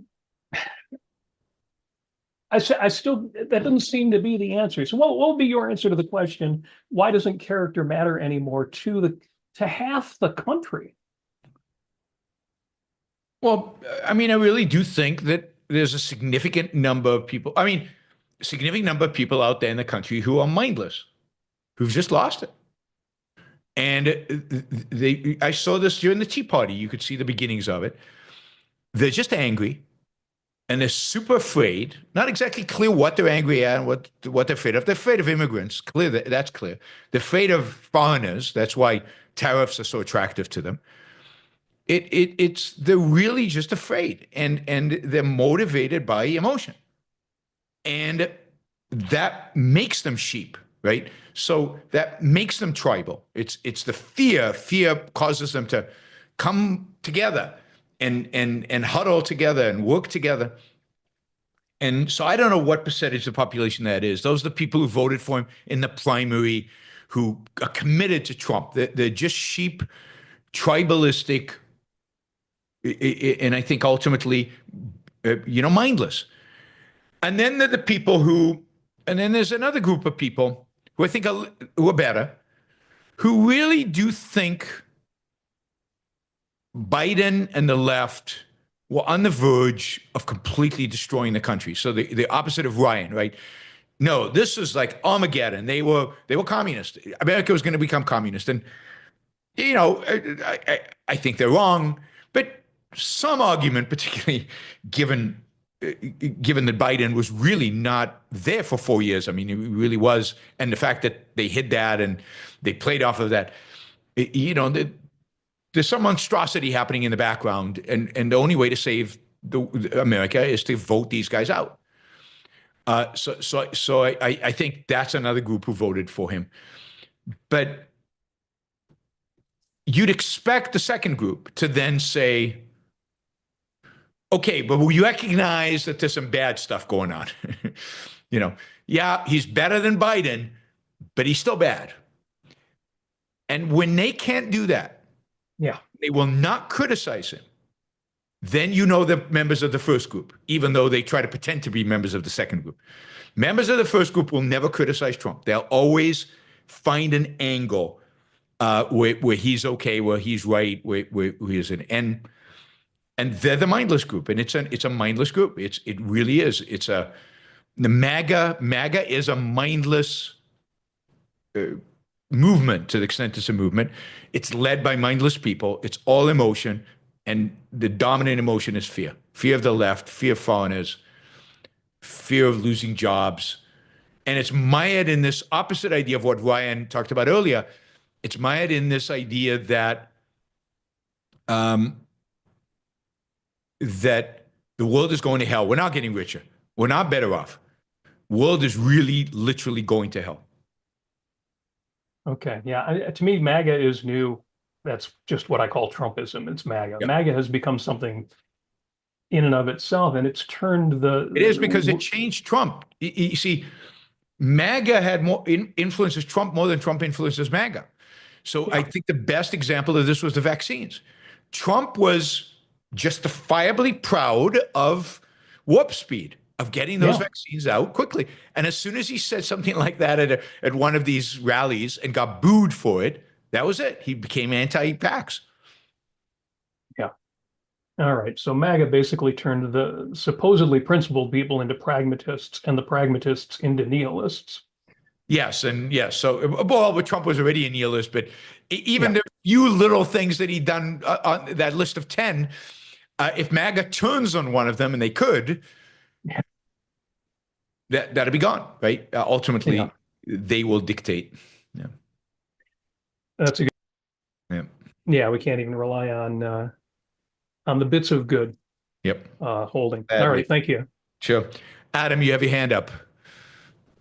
Yes, because the start of the massive disminding of the American public with the pragmatist anti-philosophy of education started with the graduates of the Columbia School of Education being hired by the most prestigious and expensive public school, private schools, like the one that Trump went to. Sure. He is the first generation of American presidents to have gone through this disminding process. Yep. And a big part of the disminding process is obey your classmates. Mm-hmm. And this is what he is doing with MAGA. Yep. And unfortunately, the percentage of Americans who have been disminded by this anti-philosophy of education is going up. Now it's gone up to the point where they've elected a president who is of their own crowd. and I don't see it going down in the foreseeable decades. Yep. So in terms of what this means to the country, there are countries with bad education systems, and they are the ones who do manufacturing piecework, who have a lot of low-level manufacturing jobs. And the agenda of the already disminded is to take America back from the level of being a knowledge economy to being a piecework economy like Bangladesh. I think that's right. And part of the issue here is, the funny part is that MAGA mostly is people who are uneducated, who didn't go to those fancy schools. But these ideas, this pragmatism, this Dewey education is filtered down even to the non-fancy schools. I mean, you start with the intellectuals and then filter down throughout. And this is corrupt, of course, has corrupted both the left and the right. The left, which is instituted in our universities, and the right, which impacts kind of the common, the workers, the people who feel left out of this knowledge economy, even though the enormous beneficiaries of it, they just have never, they evade that fact, and they're encouraged to evade it by their political leaders. All right, Amlan. Hi, sorry about that. So it's just a little bit more of a tactical question, Yaron. As you know, with the war in Ukraine, Canada, for example, imposed airspace restrictions on Russian aircraft, and Russia, of course, did the same then to Canadian aircraft. So, for example, flights going to India, if you're an Air Canada flight, you have to take a real big detour around all that restricted airspace, which increases the time and the cost of that. But Air India does not have that same restriction because, of course, they're buddy Russians. Would it be reasonable? And I know, it's a mixed economy and all that, but given sort of the war situation and everything, would it be reasonable for Canada to say, Air India, if you want to fly to Canada, you have to follow the same restriction that our Canadian airlines are required to do? And whether or not, your government is putting that restriction doesn't matter. But if you want to fly to Toronto or whatever, then you have to also avoid Russian airspace. Would that be, I mean, to me, it sounds like a reasonable thing to say in a war situation. But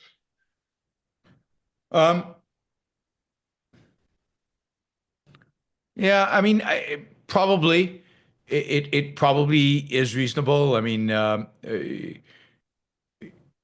America, when it really is serious about boycotting a country, what it says is, if you want to do business in the United States, you have to boycott this country as well. So, for example, if the United States want to really boycott Iran, then what it says to the Europeans is, your companies, if they work in Iran, they can't work in the United States. So any company, even though you have not boycotted them, we will not tolerate anybody boycotting them. So it's the same kind of principle.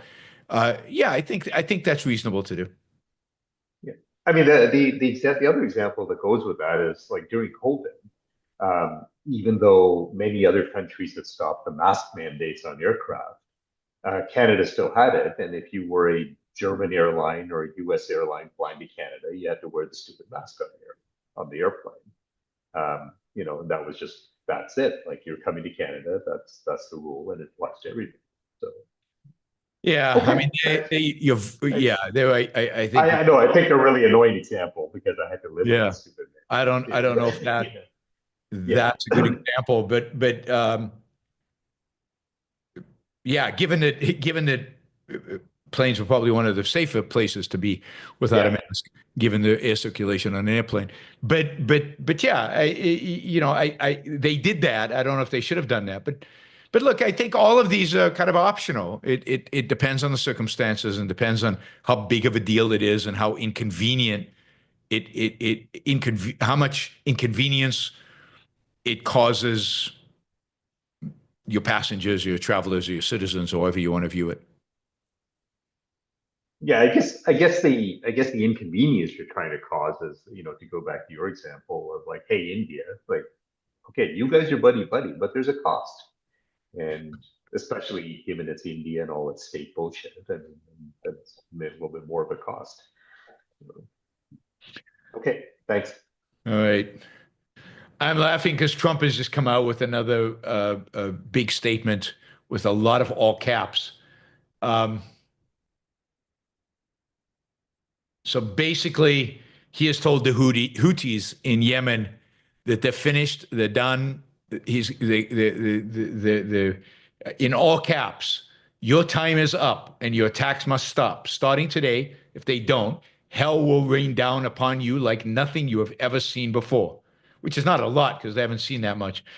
And then he has a whole thing about, the usual to Iran, support for the Houthi terrorists must end immediately. Do not threaten the American people. Their president, who has received one of the largest mandates in presidential history, or worldwide shipping lanes. If you do, beware, because America will hold you fully accountable and we won't be nice about it. So he just drew a red line, and now we'll see whether he lives up to it.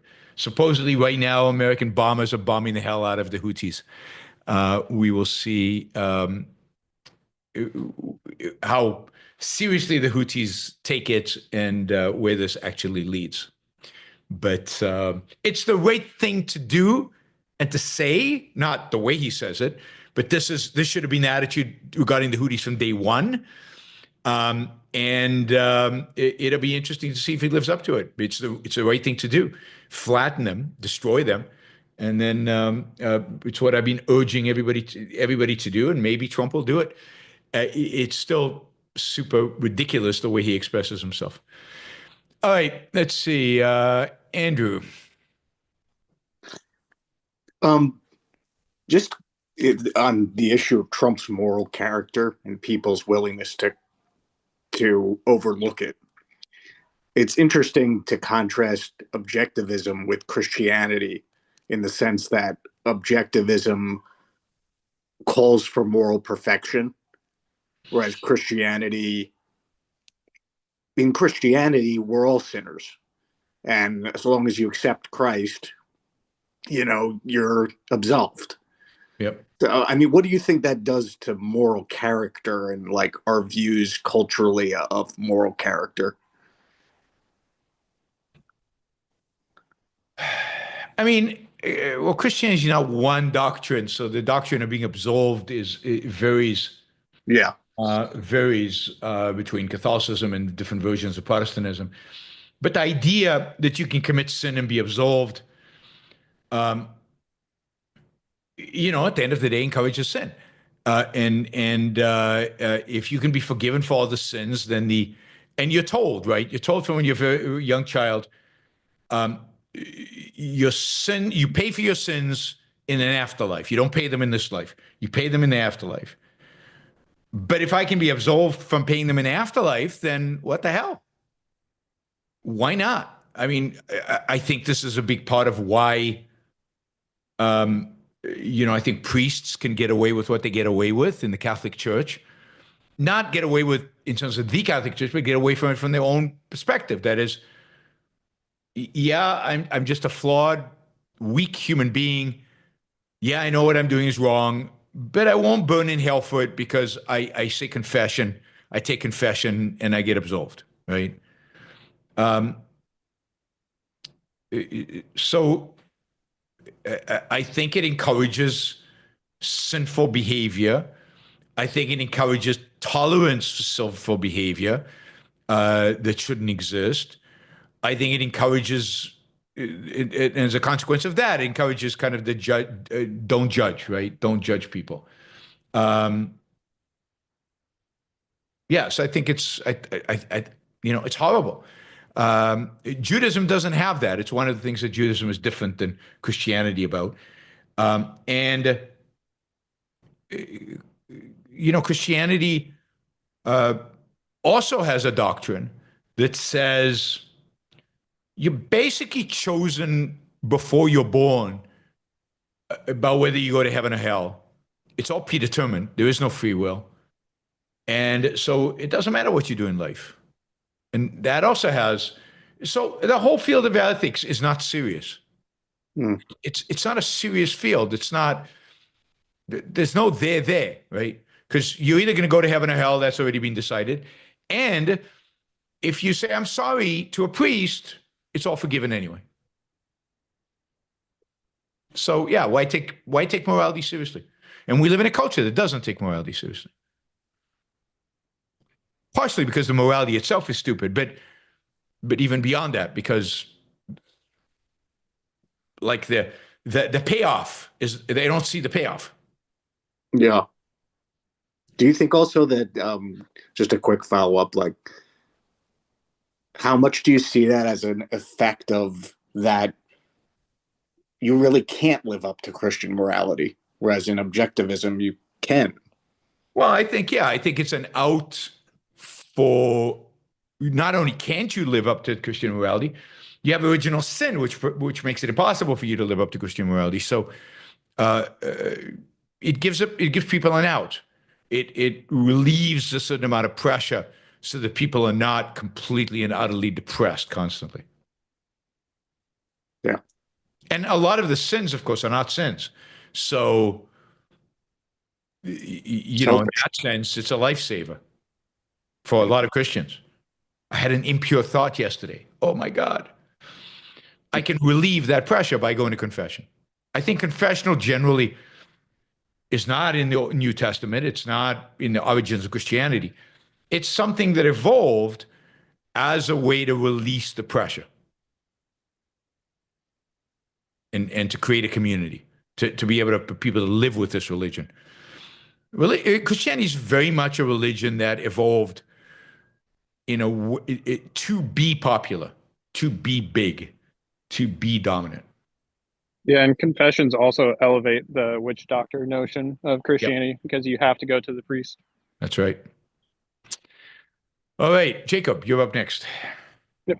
So this may be one of my last few manufacturing questions. I just got into the final round for Amazon for interviews, so that'll be coming up this Thursday. So maybe my questions will change. Thanks. Congratulations.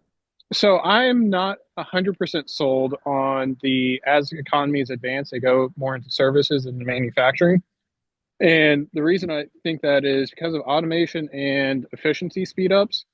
So like comparing us versus our China supplier for our raw materials, we outproduce them by about like 3.5 to what they do per manufacturing line.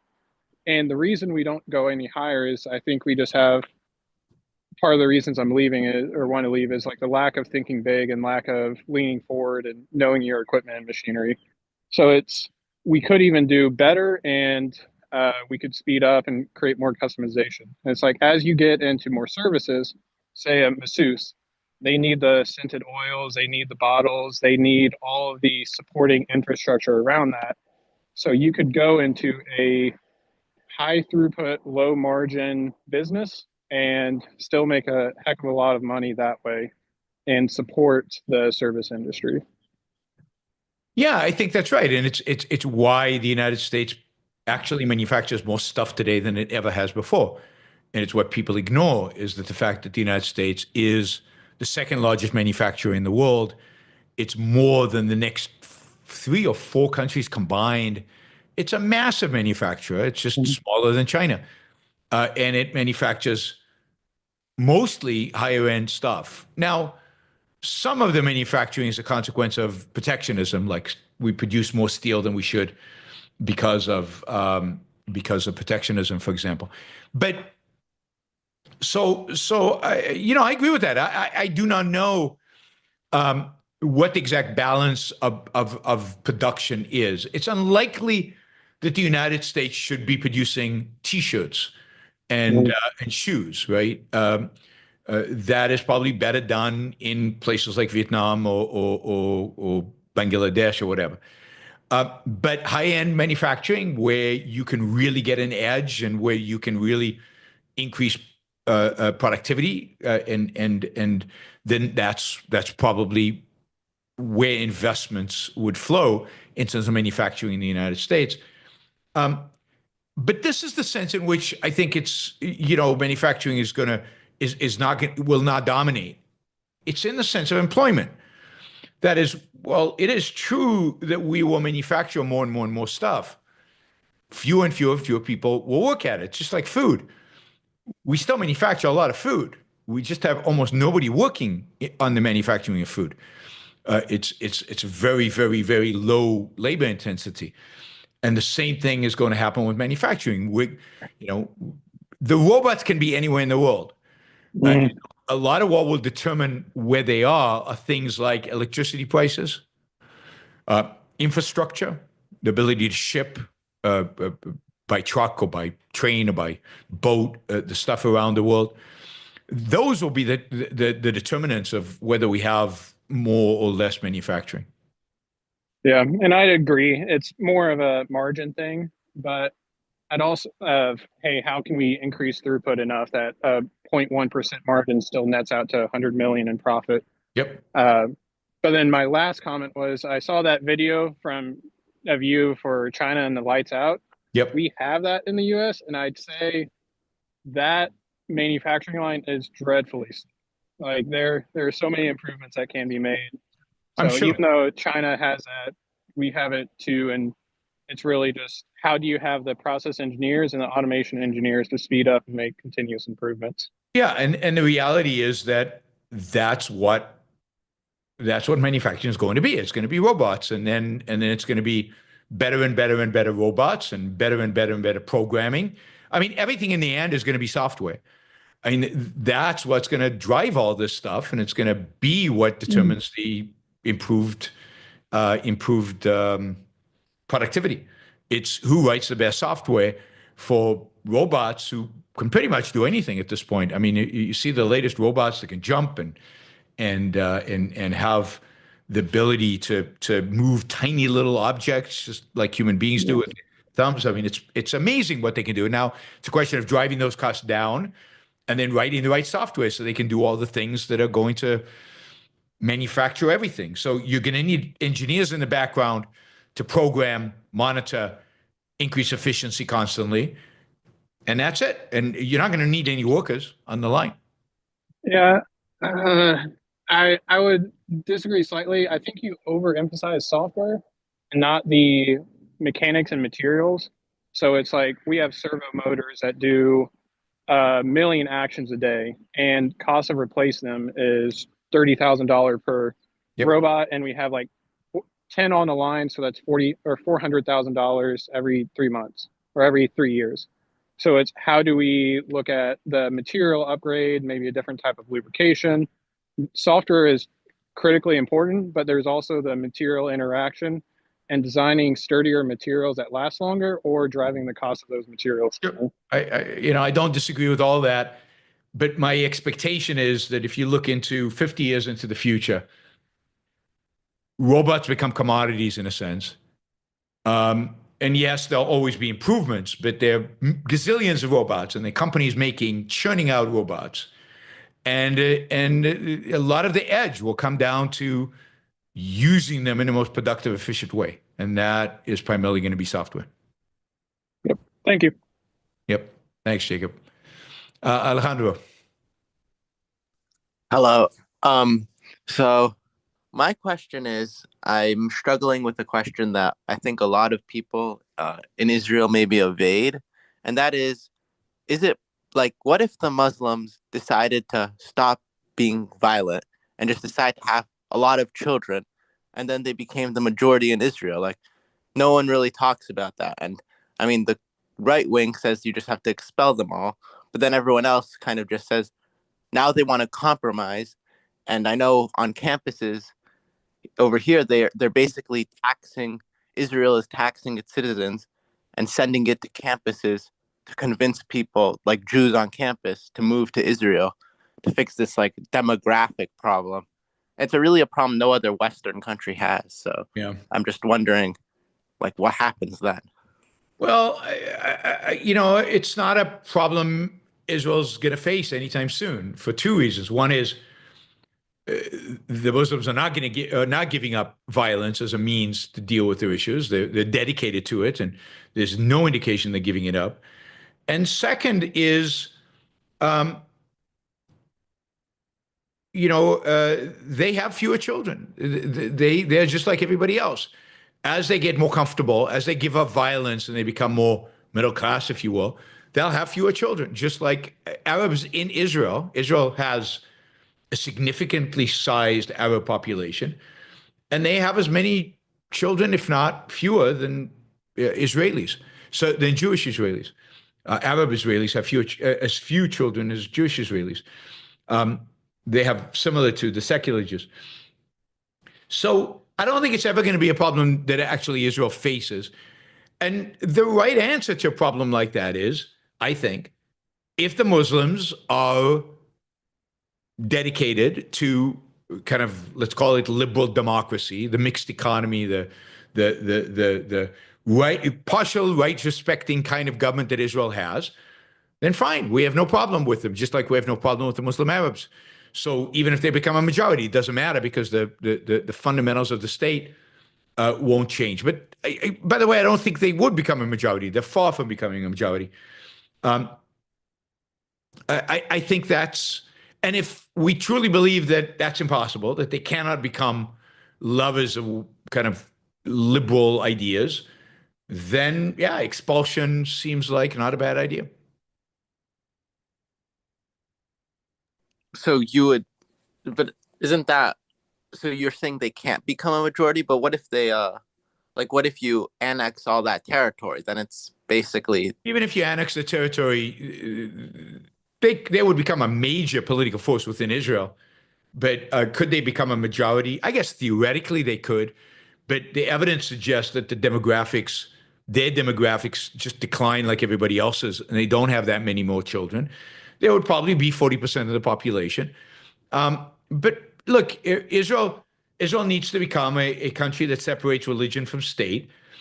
I think it should have in its constitution something that gives Jews the right of return to Israel, makes it much easier for Jews to immigrate there than anybody else. But other than that, it should be like a regular country. And if it turns out that over time Muslims are majority in the country, so be it. okay, I guess that My works. view around Israel is not that it's not the Jewishness that matters. What matters about Israel is that it's free, and that it is an escape valve. It is a place where Jews persecuted in other parts of the world can escape to. Those are the two values that it has. But if it's no longer a majority Jewish Well, that's why it country, needs a constitution that cannot be changed easily. so even if it was a minority Jewish country, it would still have the right for the Jews to come back, even Yes. if. Yes. And what are your thoughts on these like trips that are funded by the Israeli government that that give Jews like traveling in Israel, like they fund these trips to incentivize Jews to live in Israel and stuff like that? As far as I know, those trips are not funded by the Israeli government. I mean, they're funded by what's his name? Adelson, Sheldon Adelson, his wife. He died, so it's his wife now. They're funded by a foundation that the Adelson set up to do it. Look, does the Israeli government fund things like that? Absolutely. I'm against it. I don't think the government should spend money on things like that. Government should be there to protect individual rights and nothing else. But again, given everything else that it's spending, encouraging Jews to come to Israel, and particularly from places where they're facing anti-Semitism, like American campuses or like France today, the worst things the government could be doing with the money. But it shouldn't be doing it, right? I mean, it's not. That's not rights protecting. All right, Adam, and then we'll take a few super chat questions and we'll call it a day.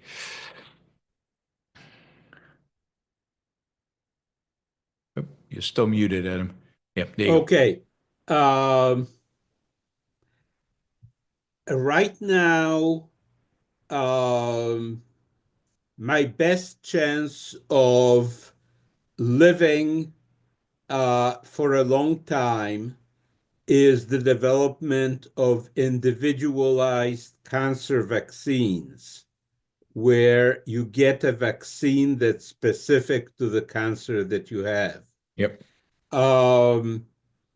And I've heard of RFK stopping that. Essentially, the government has the authority not merely to stop the marketing of drugs, but to stop development that the secretary decides is contrary to, whatever the vague language is. Yep. And RFK is definitely against the development of these individualized vaccines. So, what do you think is the best way to get around that prohibition? Move to Canada or to Europe. I don't think these prohibitions are going to exist in Europe. I hear again. I don't know. I don't have any stats on this. That a lot of biotech uh, um, researchers at universities are thinking of moving to Europe. France has basically made it very, very easy if you're in biotech to come and move to France. And they're willing to commit money, and they're setting up centers for American researchers moving to France. The UK has always had pretty advanced biotech research, partially because they've never had like the restrictions on stem cells that the US had and things like that, all the religious BS that passed through Bush, the restricted. So I think the best bet is Singapore, Europe, Canada, but then you have to suffer through their socialized healthcare. So maybe Switzerland and Singapore may be your best bets. US, it's already much more burdensome than a lot of the rest of the world in terms of the kind of treatments you can get, and it's going to get worse with RFK. RFK is a real witch doctor. He's a real anti-science weirdo. I mean, he's just a weirdo. And who knows what he's going to do and what he's going to pass. Now, it is a good sign. I'll say something positive. The proposed head of I think it's the CDC, this Dr. Weldon, something like that, had to withdraw his nomination because he was not going to be authorized by the Senate. And he was very friendly with RFK, and they shared the same views. So it could be that he won't be able to surround himself with people who agree with him as much as he thought. And maybe there's some window of opportunity for research to continue to do the research because RFK won't be able to get his hands on everything. But yeah, I mean, the outlet is you've got to look at foreign countries. At the same time, I see the timeline as being between 5 and 7 years from now. And I think Trump counts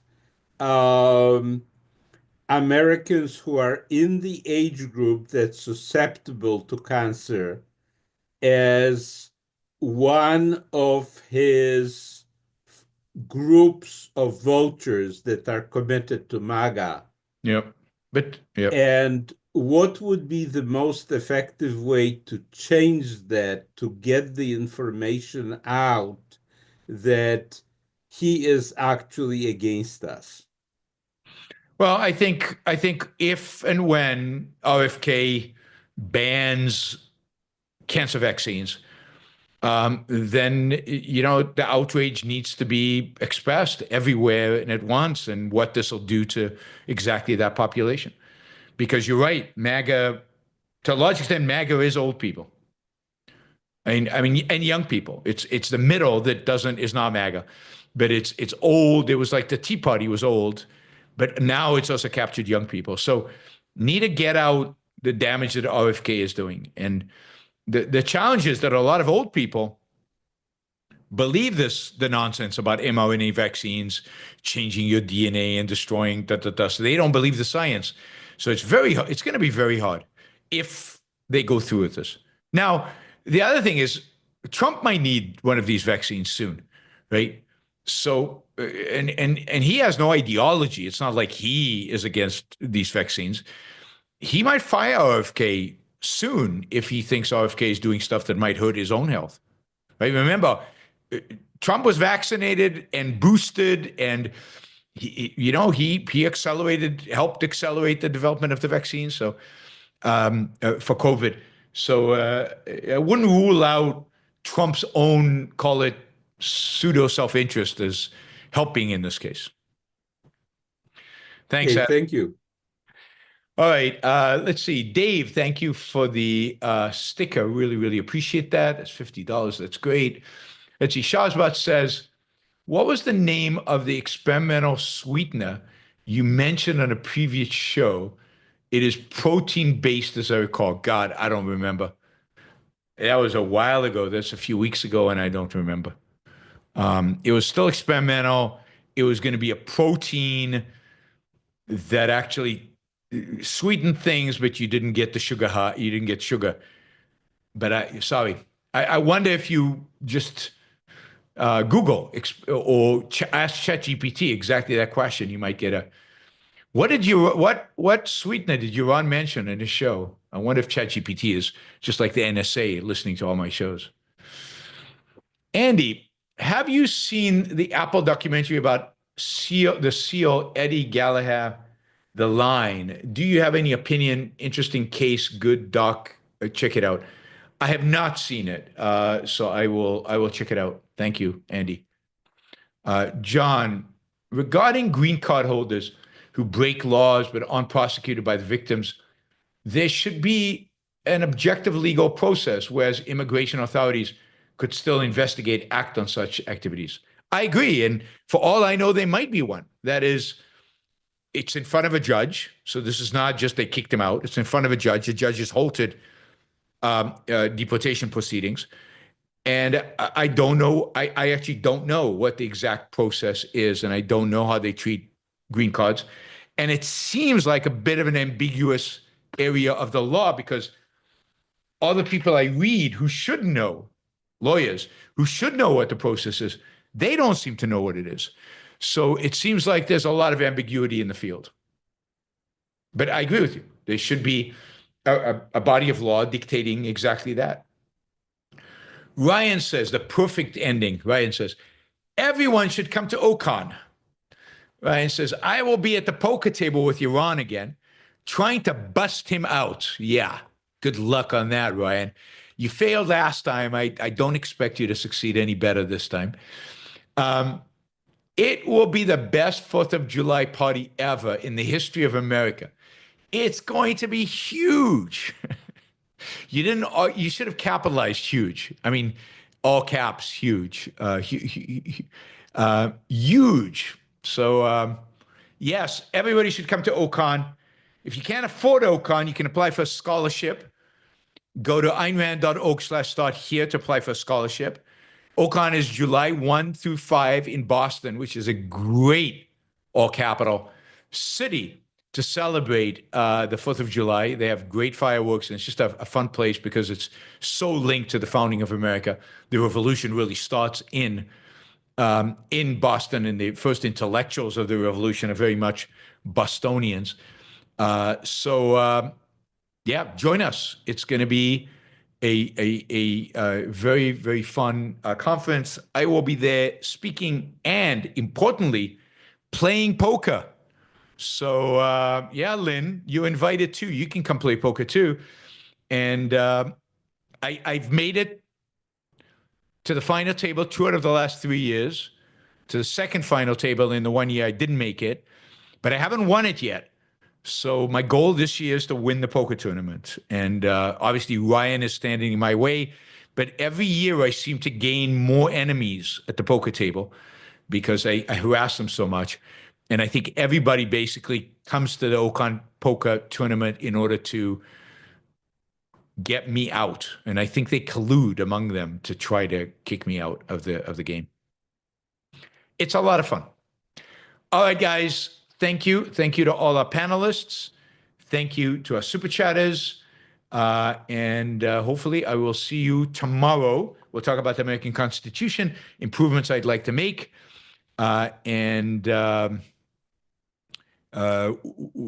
will also be back on Wednesday. See you then. Thanks, everybody. Bye.